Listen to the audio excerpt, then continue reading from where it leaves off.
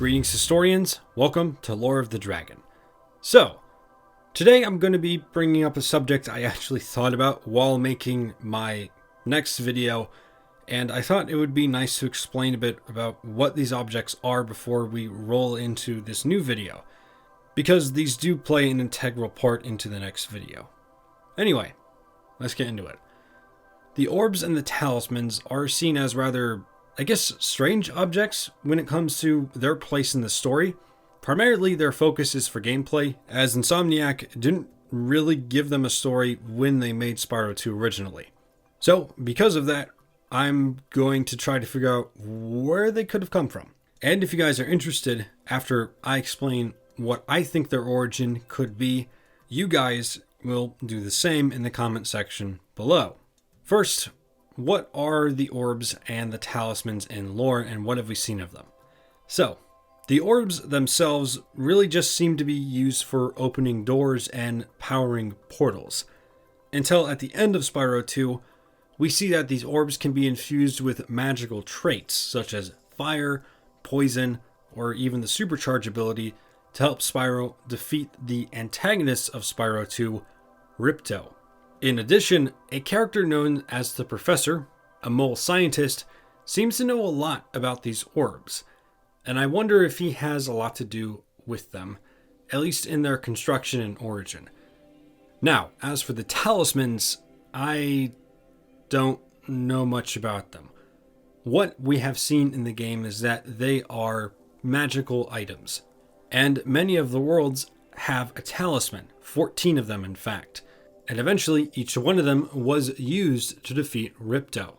How they were used to defeat Ripto, we don't entirely know, but they seem to be rather important to the story, as Alora in Spyro 2 says that they could be used to defeat Ripto.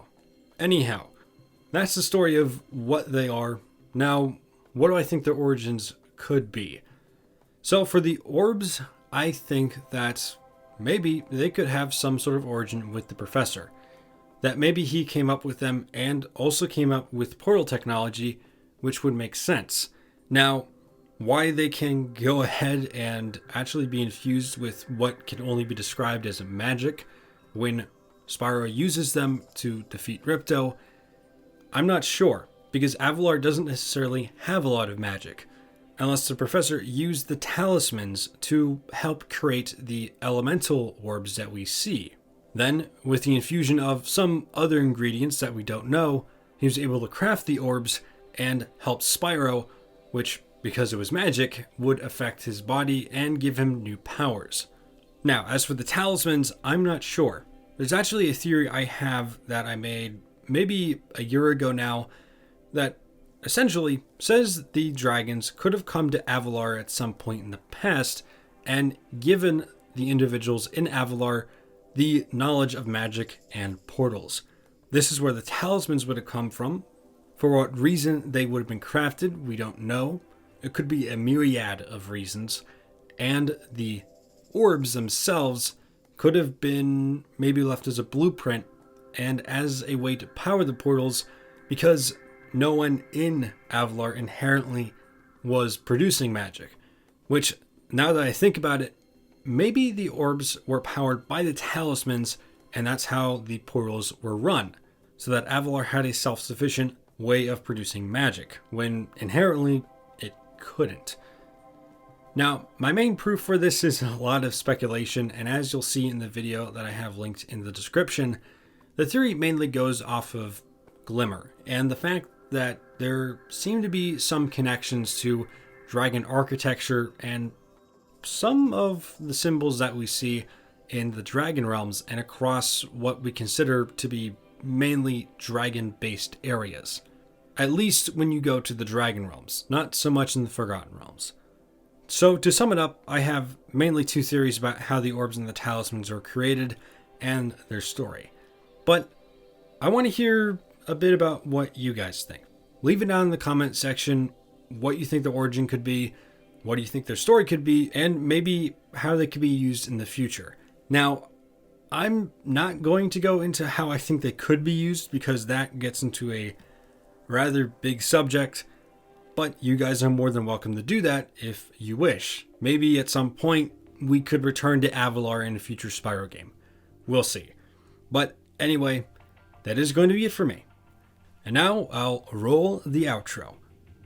If you guys want to stay updated on anything relating to Lore of the Dragon, just stick to the Twitter, or you can stick here on YouTube and watch the community tab, as I'll be trying to post updates on there.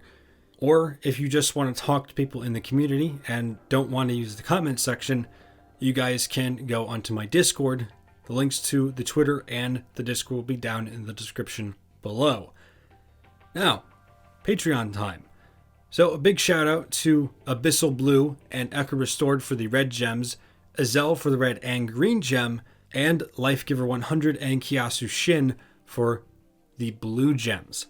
Thank you so much. And just to explain, the Patreon is not mandatory at all. Honestly, right now it's just a tipping jar to pay off any commissions I might get for the channel. Now, I don't really have an incentive right now outside of me personally thanking you, a role in my Discord, and as well a shout out on here. But hopefully in the future that'll change. I just need to figure out how that'll be done. Anyway, that's going to be it for me. I'll see you all in the next lore and speculation video. Stay safe, historians.